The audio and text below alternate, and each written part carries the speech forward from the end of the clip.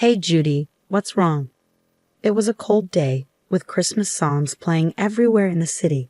I stopped to admire a tree ornament that caught my eye.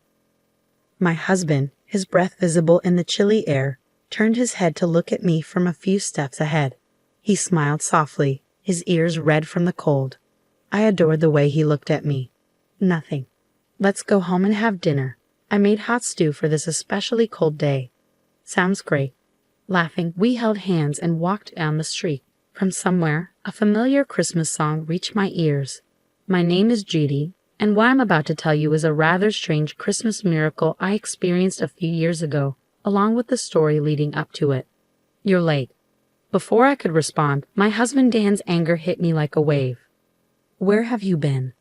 I just went to the closest deli, I replied. It was mid-December, and it felt like it was about to snow. His cuss words chased me out into the cold without my coat just a short time ago. Are you trying to fool me? I'm the breadwinner of this household. When I come home, I expect a proper dinner to be ready and served. Can't you even manage such an easy task? He scolded me harshly in front of the dinner table. No hot sauce? How come you're so lazy about it? There's no way to eat chicken wings without it. Don't mess with me. I had rushed out of the apartment with my wallet and came back with the hot sauce, gasping for breath. His irritation only grew. Deli? Are you crazy? Isn't it cheaper to buy at a supermarket? He pointed at the hot sauce and rolled his eyes. You have no sense of budgeting. I couldn't resist retorting, of course, I buy groceries at the supermarket, but it's far away. I told you earlier, I forgot to buy it today. Anyway, you get upset if the food gets cold. That's why I went to the closest shop. I did forget to add it to my shopping list and had run out, but I was sure the chicken wings tasted fine even without it. I didn't understand why he was so angry about it. His anger didn't cool down at all. Where's your apology? I did apologize earlier, didn't I? What's with your attitude? You're the one who... My retort added fuel to the fire, and he continued throwing his temper at me for another hour. Who wants such stale food now? In the end, he flipped the plate of chicken wings and went out to get dinner elsewhere. A few days later, I went to clean my parents' house, which was up for sale, and stopped by to visit an old lady in the neighborhood whom I called Grandma. Listen, Roma, your prediction was off for the first time. I didn't predict anything, Grandma, who had cared for me since I was a little girl, said, laughing ambiguously. No way. Everything you predicted since I was a kid came true.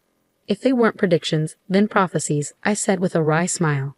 Remember when you told me not to go to the mall? There was a lightning strike, and it almost burnt down. Another time, you insisted I go out when I wanted to stay home, and my house got robbed. If I had been home, I would have faced the robber for sure. I still got chills remembering it. The robber was caught later with a knife in his pocket. What if I had been home that day? Grandma's predictions often came true, like she was a real prophet. Hey, Grandma. Yes. Even though she said it was all in my mind or just a coincidence, she listened when my voice became serious. I don't think I would have been prepared for my mom's illness if you hadn't told me. She was my only family, and you gave her peace of mind by telling her I'd be blessed with something special one Christmas not far away. My mom was relieved to know I'd have a bright future before she left me. She told me about it in her hospital bed, and it was a ray of hope for her. Seeing her content about it was a sign of her love for me. That's why when Dan proposed to me on Christmas Day, I thought it was just as you predicted. I met him through a mutual friend. He seemed like a humble and gentle guy back then. But once we got married, he turned into an arrogant husband. Just like the hot sauce incident, he got upset over trivial matters. He complained the food was too cold or the salad was too lukewarm, even though he was the one who let it sit while he played on his phone. He criticized everything I did, from cleaning the apartment to washing clothes. Nothing I did was up to his liking, which made me feel trapped and suffocated. I don't want to go back home to him, I whined to Grandma, feeling a sting in my nose. Now it's almost sunset. Don't you have to go back and cook dinner? She glanced at the sky and rushed me, though I was slow to move. Feeling softly rejected, I stood up lazily. You're going to be okay as long as you stand your ground. Even though you'll have struggles, you're going to be happy one day. You'll have a Christmas that will make you jump up and down in joy. So just live straight and truthfully. God is watching. I quickly turned around at her words that softened my heavy heart. Is it a prophecy? Let's see. I'm just an old woman, she said with another ambiguous smile, baffling me. Let's see if I put more effort. Dan might change. I tried to shift my mood, thinking it might have been too early to judge her original prediction. But then it was dinner, massages, ironing his shirt. Dan's hostility toward me only got worse. It wasn't even a year since we got married, but it became normal for him to order me around. Instead of a single kind word, he was constantly grumpy and overbearing. "Who do you think you are?" he snapped at me one night. "What did I do? You don't have the decency to welcome me back home. Who do you think you were to hang around outside until now? I have to warm up my food in a microwave. God darn you." His menace made me sigh. "I told you, right? I had a co-op meeting tonight. I even left a note on the table for you." "Shut up. That's not an excuse for lazy cooking." "What do you mean?" "I didn't cut corners. I prepared the main dish and sides as usual. If it's not freshly cooked, it's called cutting corners." His logic was messed up. I should be prioritized before anyone and anything. I've been feeding you. You're my wife. You must obey me. "That's crazy," I said, stunned by his incomprehensible demand. "You have no family and relatives and can't live on your own. A scum like you should shut up and just worship me." "If you can't, I'll divorce you," he smirked. It seemed to me that he was releasing his stress by making me obey him. "Anyway, give me a foot massage." I tried my best to restrain myself from snapping back at him. He would just become angrier anyway. Most of all, I had nowhere to go in the midst of sleet at night. So I sat down on the floor to give him the massage. My life continued like this until one day, I fainted from excruciating pain in the middle of grocery shopping and was taken to the hospital by ambulance. "I don't understand," I murmured, my mind going blank as my doctor explained my condition. "This virus is transmitted by sexual intercourse. I had your husband tested as well, and both of you have it. You didn't realize it because there were no symptoms. As far as I can tell, you need surgery. I'm very sorry to say this, but I think the chance of conceiving in the future seems extremely unlikely." Dan followed the doctor hurriedly as he left. "I can't have a baby," I repeated to myself. As I absorbed the news, my blank mind slowly filled with darkness. I needed to know more. I tried to follow my doctor and Dan on wobbly legs. "Wait, doctor, Dan." But I froze when I heard their conversation. "So must everyone out there get tested?" "Exactly. They must be treated all at once. Otherwise, there's no point. It keeps coming back to you. Would they know what the test is for?" "Of course," my doctor replied, growing irritated. Listening with despair, I realized the bottom line. Dan had at least 3 girlfriends and was still seeing them. I complained to a picture of my mom in an empty room. I had hoped, even though he's not a good husband now, he might change once we have a baby. I kept Grandma's words about eventual happiness like a good luck charm. But I guess I was wrong. In fact, Dan seemed to only care about his own health. He was diligent about his condition, but never showed any concern for me. Having lost my parents, I had a strong longing to have my own baby. I hoped for a happy family with a husband, children, and me. Tears rained down on the picture of my mom in my hands. "Mom," I sobbed, covering my mouth with my fingers. Suddenly, Dan appeared. "What are you wasting your time for? You haven't prepared dinner yet. Here are the divorce papers. This is your punishment for neglecting your master and making a fuss." He noisily entered the room and threw the papers at my head as I sat down. "You are irritatingly depressing. I'm ready to divorce you anytime, no problem for me. You are the one who's going to be in trouble, right? Instead of slacking, do your duty if you don't want a divorce." "I'm not slacking." "Oh wait, there's one more punishment. I'm not giving you living expenses this month." He looked happy, smirking as he came closer. "I'm giving you a chance to reflect and change your attitude. Know your place. If you disobey me, a divorce." When he finished his tirade, he left the room looking refreshed. I stared at the divorce papers, feeling my emotions cool down. "Mom, I've decided." Wiping my tears from the picture frame, I spoke to my smiling mother. "Watch over me." I kept quiet and continued living with Dan for a while. He treated me like a servant and took out his fits of anger on me. I argued back occasionally, but mostly passed the days in silence. One day, during another tantrum over cold stew and lukewarm salad, I sighed internally and decided to act on my plan.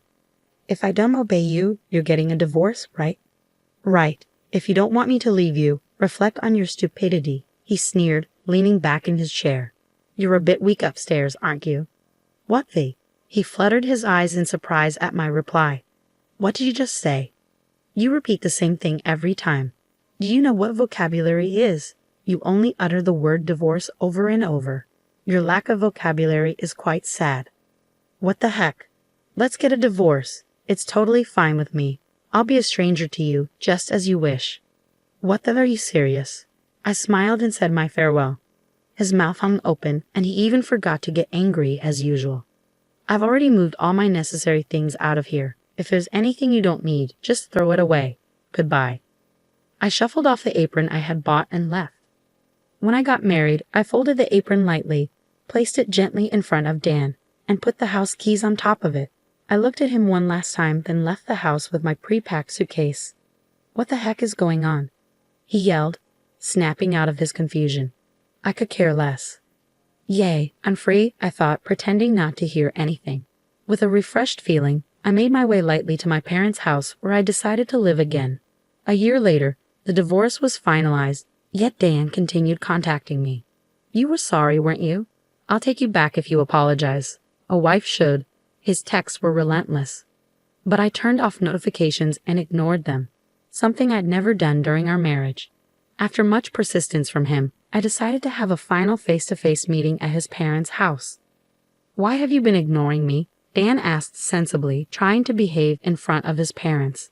I've been texting you all this time, but you never replied once. Oh yeah, I turned off notifications from you. Why? It was too annoying. Me? Annoying? Yes, you. So what do you want to talk about?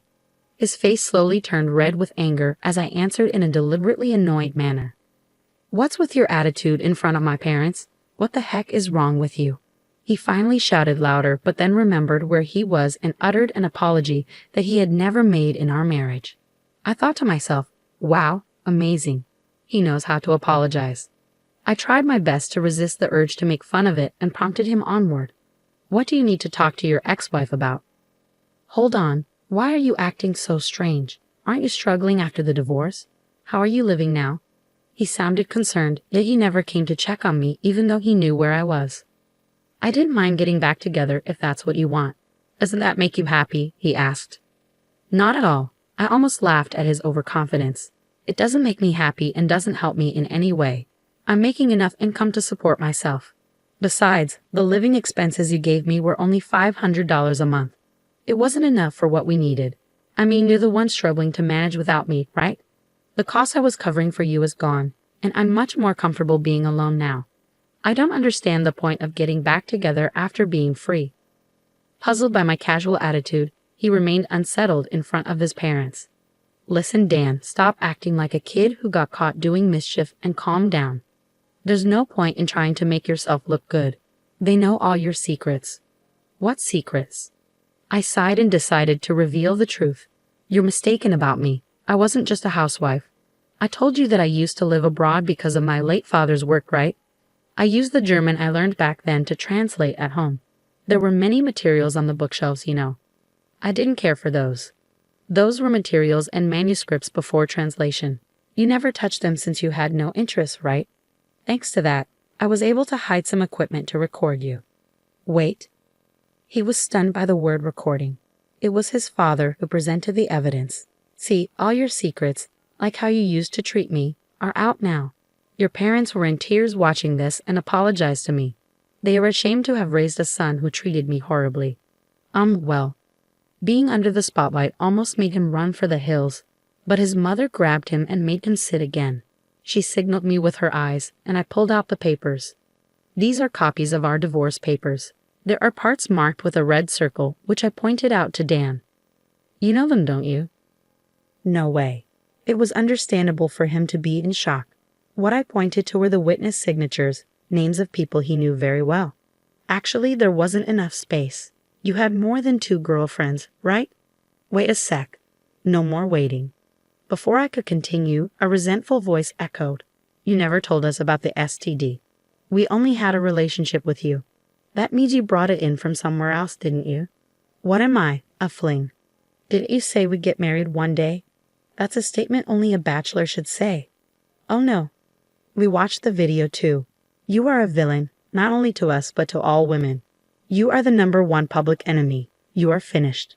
Surrounded by his girlfriends, Dan crumbled to the floor.